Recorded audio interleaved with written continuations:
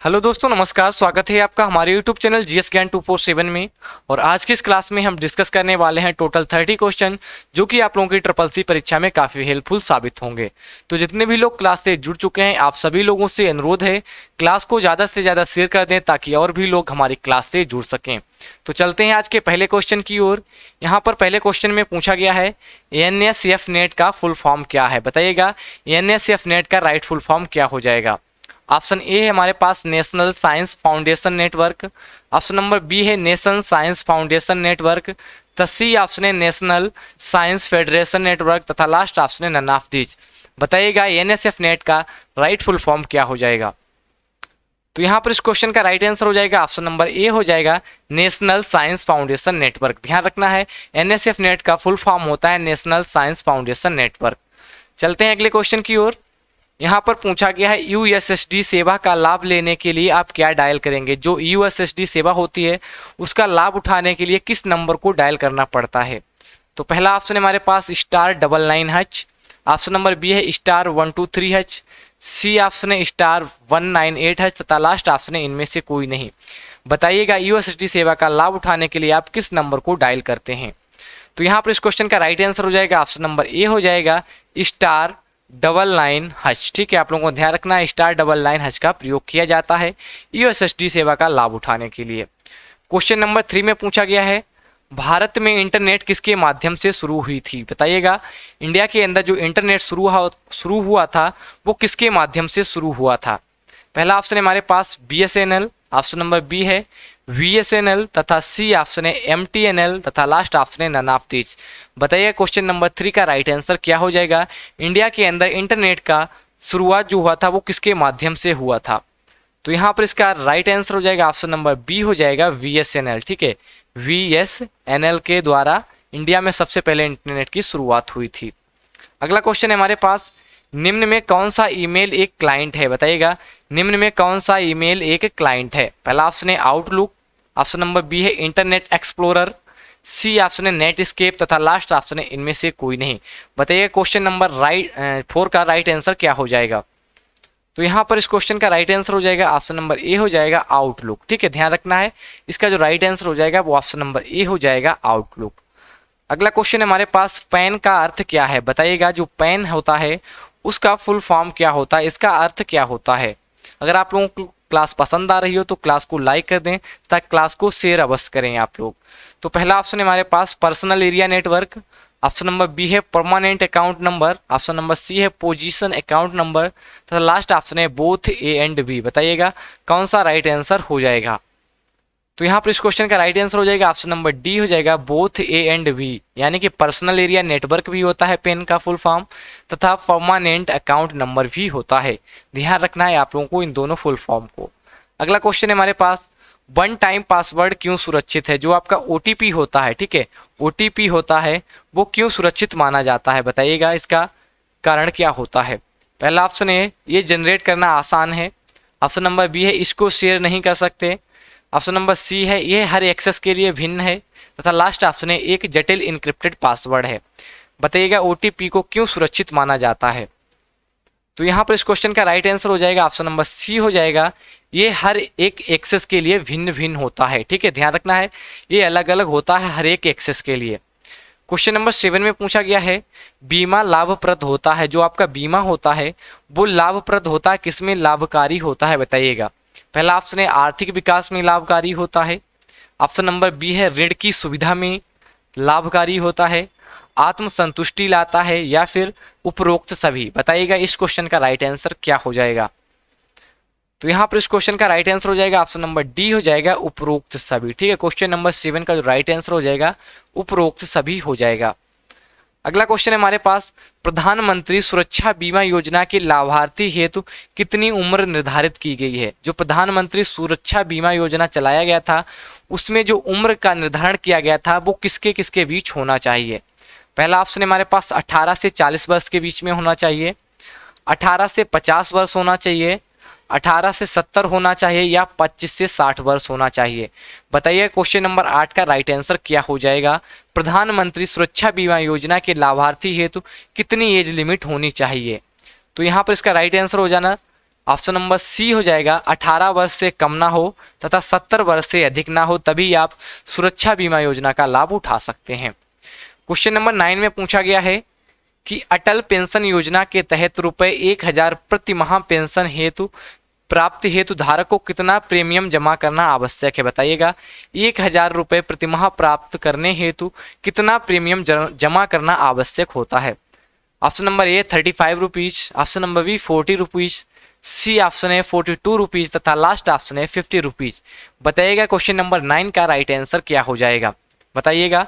तो यहाँ पर इसका राइट आंसर जो हो जाएगा ऑप्शन नंबर सी हो जाएगा 42 रुपीज। ठीक है, आप लोगों को ध्यान रखना है 42 रुपीज वहां पर प्रीमियम के तौर पर जमा करना आवश्यक होता है। क्वेश्चन नंबर 10 में पूछा गया है निम्न में कौन से कार्य मोबाइल बैंक के माध्यम से संभव है। मोबाइल बैंकिंग के द्वारा कौन से कार्य को संभव किया जा सकता है। पहला ऑप्शन है फंड को ट्रांसफर किया जा सकता है, ठीक है, बिजली बिल भुगतान किया जा सकता है, ये भी किया जा सकता है, खातों की बचत राशि देखना यानी कि ये भी देख सकते हैं हम, तथा लास्ट ऑप्शन है उपरोक्त सभी। तो यहाँ पर इस क्वेश्चन का जो राइट आंसर हो जाएगा वो ऑप्शन नंबर डी हो जाएगा उपरोक्त सभी, यानी कि फंड को ट्रांसफर कर सकते हैं, बिजली के बिल का भुगतान कर सकते हैं, खातों की बचत जो है उसको देख सकते हैं। तो इसीलिए ऑप्शन नंबर डी हो जाएगा correct all of above. Question number 11 में पूछा गया है एक प्रोग्राम जो आपके लिखे हुए डॉक्यूमेंट्स बनाने में और आवश्यक पड़ने पर उसमें वापस जाकर संशोधन करने में सहायता करता है। बताइएगा कि वो क्या प्रोग्राम कहलाता है। पहला ऑप्शन है हमारे पास होम रो की, ऑप्शन नंबर बी है टूल बार, सी ऑप्शन है फोल्डर तथा लास्ट ऑप्शन है वर्ड प्रोसेसर। पूछा गया है कि एक प्रोग्राम का नाम बताइएगा जो डॉक्यूमेंट बनाने में आवश्यकता होती है उसकी, और अगर जरूरत पड़े तो उसमें वापस जाकर आप लोग संशोधन कर सकते हैं। तो यहाँ पे इसका राइट आंसर हो जाएगा वर्ड प्रोसेसर। ठीक है, वर्ड प्रोसेसर इसका राइट आंसर हो जाएगा, जैसे कि वर्ड पैड हो गया और लिब्रे ऑफिस राइटर हो गया। अगला क्वेश्चन है हमारे पास क्वेश्चन नंबर 12 में पूछा गया है लिब्रे ऑफिस इम्प्रेस में मैक्रोस की कमांड किस मेनू में मिलती है। काफ़ी अच्छा क्वेश्चन है, आप लोगों को बताना है जो मैक्रोस की कमांड होती है वो लिब्रे ऑफिस के किस मेनू में मिलती है। तो यहाँ पर पहला ऑप्शन है टूल्स मेन्यू में, ऑप्शन नंबर बी है स्लाइड मेन्यू, ऑप्शन सी है इंसर्ट मेन्यू तथा लास्ट ऑप्शन है नन ऑफ दीज। बताइएगा क्वेश्चन नंबर 12 का राइट आंसर क्या हो जाएगा। तो जो मैक्रोस जो आपकी कमांड होती है वो टूल्स के जो मेन्यू होता है वहां पर मिल जाती है। तो ऑप्शन नंबर ए इसका राइट आंसर हो जाएगा टूल्स। क्वेश्चन नंबर 30 में पूछा गया है किसी मान्य सेल का पता नहीं है। बताइएगा इसमें से कौन सी एक मान्य सेल का पता नहीं, यानी कि कौन सा एक वैध पता नहीं है। पहला ऑप्शन है A190, ऑप्शन नंबर बी है 1BC10, ऑप्शन नंबर सी है HH77 तथा लास्ट ऑप्शन है DF6780। बताइएगा इसमें से कौन सा एक वैध सेल का एड्रेस नहीं है। तो यहाँ पर इसका राइट आंसर हो जाएगा ऑप्शन नंबर बी हो जाएगा 1BC10। ठीक है, 1BC10 जो है वो एक वैध एड्रेस नहीं है, क्योंकि किसी भी सेल का जो एड्रेस की स्टार्टिंग होती है वह कभी भी डिजिट से स्टार्ट नहीं होता है, हमेशा लेटर से स्टार्ट होगा। ठीक है, आप लोगों को ध्यान रखना है सेल का जो एड्रेस होता है वो हमेशा लेटर से स्टार्ट होता है, कभी भी डिजिट से स्टार्ट नहीं हो सकता। यहाँ पर डिजिट पहले दिया था इसीलिए राइट आंसर हो जाएगा। अगला क्वेश्चन है हमारे पास क्वेश्चन नंबर 14 में पूछा गया है ISP इंटरनेट कनेक्शन उपलब्ध कराती है। ट्रू फॉल्स की फॉर्म में क्वेश्चन है, आप लोगों को बताना है जो ISP है वो इंटरनेट कनेक्शन उपलब्ध कराती है, ट्रू है या फिर फॉल्स। बताइएगा इसका राइट आंसर क्या हो जाएगा।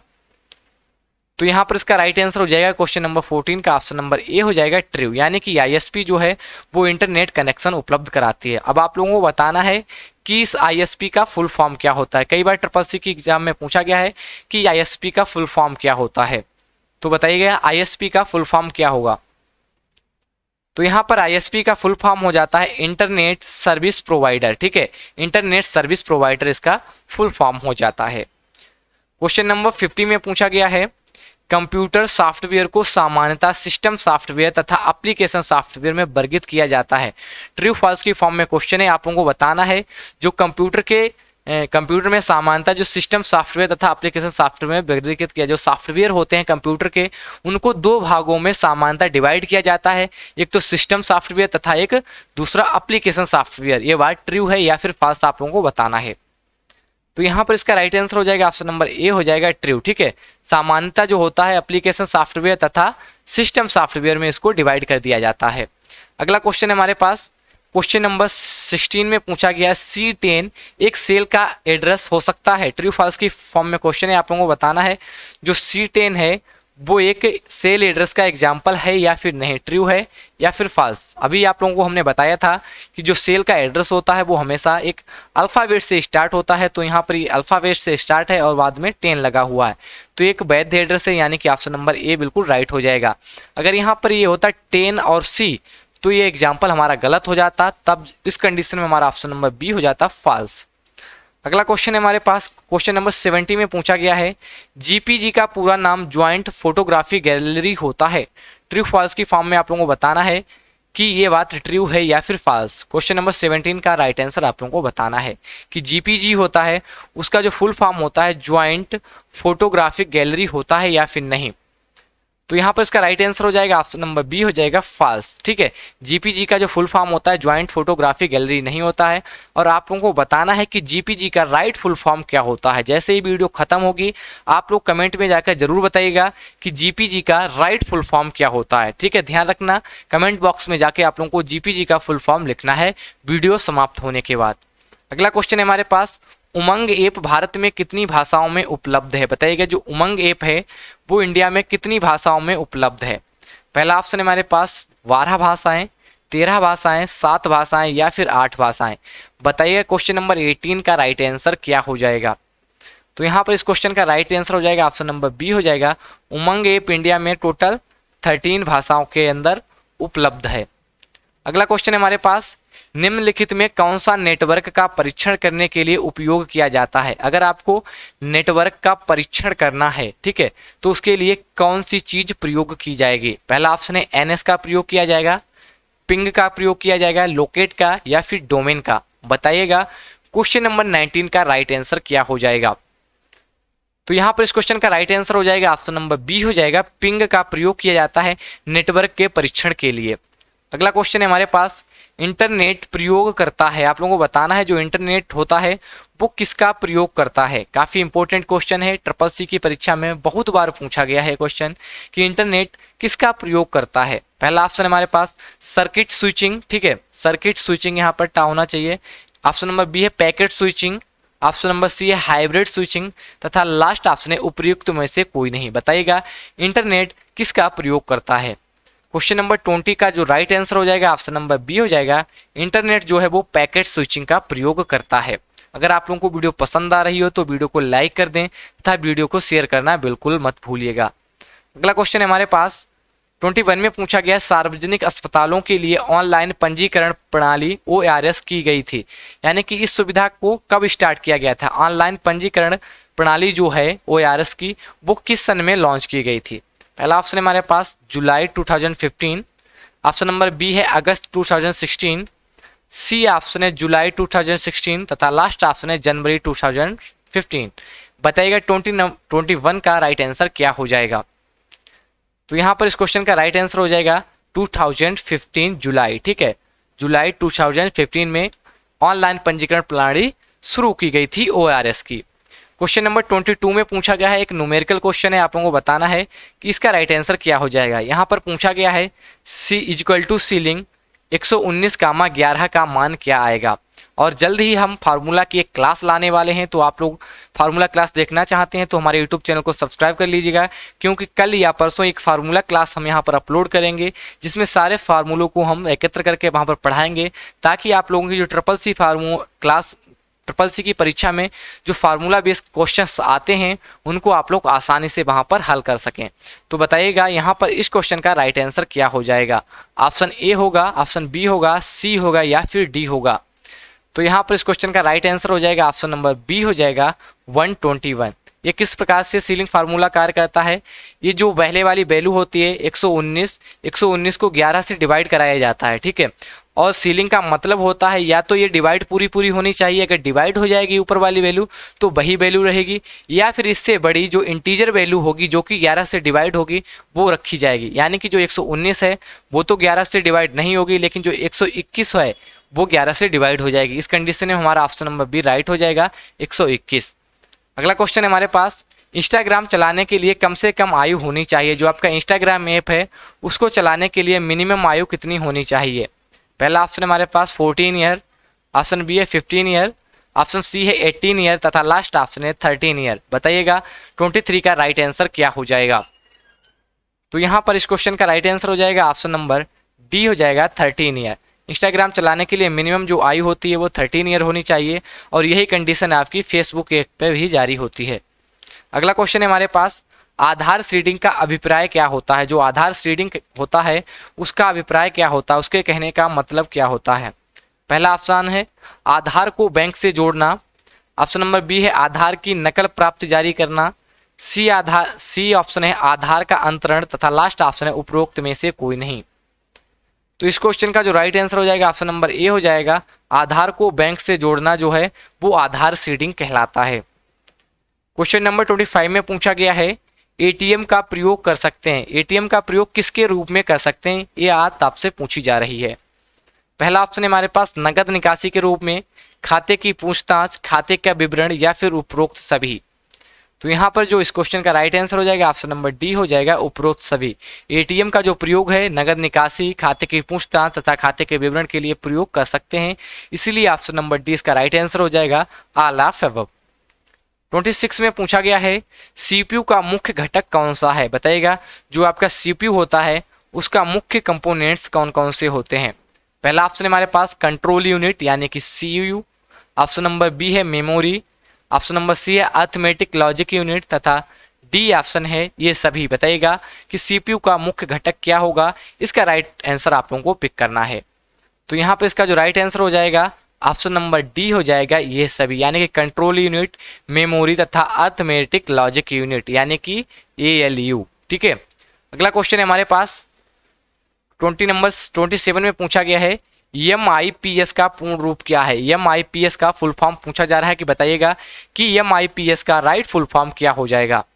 पहला ऑप्शन हमारे पास मैक्सिमम इंस्ट्रक्शन पर सेकेंड, ऑप्शन नंबर बी है मिलियन इंस्ट्रक्शंस पर सेकेंड, ऑप्शन नंबर सी है मिनिमम इंस्ट्रक्शन पर सेकेंड तथा लास्ट ऑप्शन है माइक्रो इंस्ट्रक्शंस पर सेकेंड। MIPS का राइट फुल फॉर्म क्या हो जाएगा? आप लोगों को इसका राइट आंसर पिक करना है। तो यहाँ पर जो इस क्वेश्चन का राइट आंसर हो जाएगा ऑप्शन नंबर बी हो जाएगा, मिलियन इंस्ट्रक्शन पर सेकेंड। ठीक है, मिलियन इंस्ट्रक्शन पर सेकेंड। क्वेश्चन नंबर 28 में पूछा गया है, कंप्यूटर की डिस्क पर उपस्थित सभी सूचनाएं एक कॉपी रखता है, यानी कि कंप्यूटर में जो डिस्क होती है वहां पर उपस्थित जो सभी सूचनाएं होती हैं उसकी एक कॉपी कौन रखता है? पहला ऑप्शन है डिस्क कंप्रेशन, ऑप्शन बी है डिस्क फ्रेगमेंटर, सी ऑप्शन है बैकअप यूटिलिटीज, डी ऑप्शन है डिस्क क्लीनर। बताइएगा कि एक कॉपी कौन रखता है इनमें से? तो यहाँ पर इस क्वेश्चन का राइट आंसर हो जाएगा ऑप्शन नंबर सी हो जाएगा, बैकअप यूटिलिटीज। ठीक है, क्वेश्चन नंबर 29 में पूछा गया है, टेक्स्ट को राइट अलाइन करने के लिए किस शॉर्टकट की का प्रयोग किया जाता है? अगर आपको टेक्स्ट को राइट में अलाइन करना है तो किस शॉर्टकट की का प्रयोग करेंगे? पहला ऑप्शन है हमारे पास कंट्रोल R का, ऑप्शन नंबर बी है कंट्रोल प्लस बी का, ऑप्शन नंबर सी है कंट्रोल प्लस ए का तथा लास्ट ऑप्शन है कंट्रोल प्लस ई का। बताइएगा राइट में अलाइन करने के लिए किस शॉर्टकट की का प्रयोग किया जाता है? तो यहाँ पर इसका राइट आंसर हो जाएगा ऑप्शन नंबर ए हो जाएगा, कंट्रोल प्लस R का प्रयोग किया जाता है। वहीं अगर पूछा जाता है अगर आपके टेक्स्ट को सेंटर में करना है तो आप किस शॉर्टकट की का प्रयोग करेंगे? तो आप कंट्रोल प्लस ई का प्रयोग करेंगे। कभी कभी पूछा जाता है कि लेफ्ट में तो कंट्रोल प्लस L का प्रयोग करेंगे, और कभी कभी पूछा जाता है कि टेक्स्ट को जस्टिफाई करने के लिए किस शॉर्टकट की का प्रयोग किया जाता है? तो कंट्रोल प्लस J का प्रयोग किया जाता है। ठीक है, चलते हैं अगले क्वेश्चन की ओर। क्वेश्चन नंबर 30 में पूछा गया है कि निम्नलिखित में कौन से ऑपरेटिंग सिस्टम का विकास भारत की सरकारी एजेंसी ने किया था? वो कौन सा ऑपरेटिंग सिस्टम है जिसका विकास भारत की सरकारी एजेंसी ने किया था? पहला ऑप्शन है Android operating system, boss operating system या सिम्बियन या फिर नन ऑफ दीज। बताइएगा इसमें से कौन सा राइट आंसर हो जाएगा? तो यहाँ पर इस क्वेश्चन का राइट आंसर हो जाएगा ऑप्शन नंबर बी हो जाएगा, बॉस। जो ऑपरेटिंग सिस्टम था उसका जो विकास था वो भारत की एक सरकारी एजेंसी ने किया था। अगला क्वेश्चन है हमारे पास, कोबोल भाषा का प्रयोग किया जाता है। जो आपकी कोबोल भाषा होती है उसका प्रयोग किस क्षेत्र में ज़्यादातर किया जाता है? पहला ऑप्शन है हमारे पास व्यवसाय में यानी कि कमर्शियल क्षेत्र में, ऑप्शन नंबर बी है गणित की शिक्षा में या फिर बच्चों की शिक्षा में या सरल भाषा लिखने में। बताइएगा कोबोल का प्रयोग सर्वाधिक किस क्षेत्र में किया जाता है। तो यहाँ पर इस क्वेश्चन का राइट आंसर हो जाएगा ऑप्शन नंबर ए हो जाएगा, व्यवसायिक क्षेत्र में, कमर्शियल क्षेत्र में कोबोल जो भाषा है उसका प्रयोग ज्यादातर किया जाता है। और आज का हमारा लास्ट क्वेश्चन है, पूछा गया है 32 में पूछा गया है, निम्नलिखित में से किस समूह में केवल आउटपुट डिवाइस हैं। यहाँ पर एक समूह दे रखे हैं, बताइएगा कौन सा समूह करेक्ट हो जाएगा, किसमें सभी आउटपुट डिवाइसेस शामिल हैं। ऑप्शन ए है हमारे पास scanner, printer, monitor. Option B है keyboard, printer, monitor. Option C है माउस, प्रिंटर, मॉनिटर तथा लास्ट ऑप्शन है plotter, printer, monitor. Output device का कौन सा समूह है, इसका राइट आंसर आप लोगों को बताना है। काफी सोच समझ कर इसका राइट आंसर आप लोगों को पिक करना है। तो यहाँ पर इसका जो राइट आंसर हो जाएगा ऑप्शन नंबर डी हो जाएगा, प्लॉटर हो जाएगा, प्रिंटर हो जाएगा, मॉनिटर। ये तीनों के तीनों आउटपुट डिवाइस हैं। अगर पहले ऑप्शन की बात की जाए, यहाँ पर स्कैनर इनपुट हो गया था और यहाँ पर इनपुट हो गया था कीबोर्ड, और यहाँ पर जो माउस था वो एक इनपुट डिवाइस हो गया था, इसीलिए ये तीनों ऑप्शन नहीं होंगे। ऑप्शन नंबर 4 बिल्कुल इसका राइट आंसर हो जाएगा। तो ये थे आज के हमारे 32 क्वेश्चन। आशा करते हैं आप लोगों को वीडियो पसंद आई होगी। अगर वीडियो पसंद आई है तो वीडियो को लाइक करें तथा शेयर करें तथा हमारे यूट्यूब चैनल जीएस ज्ञान 2% आज ही सब्सक्राइब कर लें। Thank you for watching, thank you, धन्यवाद, बाय बाय, टेक केयर।